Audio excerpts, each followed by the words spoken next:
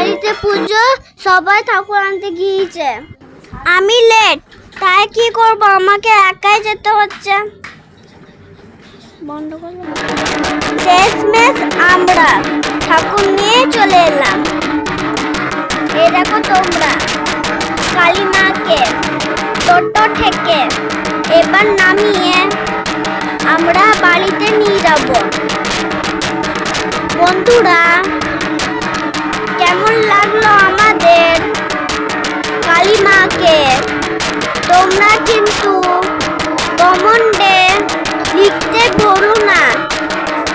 আর আজকে তোমাদের কার কার বাড়িতে কালী মার পুজো হচ্ছে অবশ্যই কমেন্টে লিখতে ভুলো না, আর লাইক করতে ভুলো না।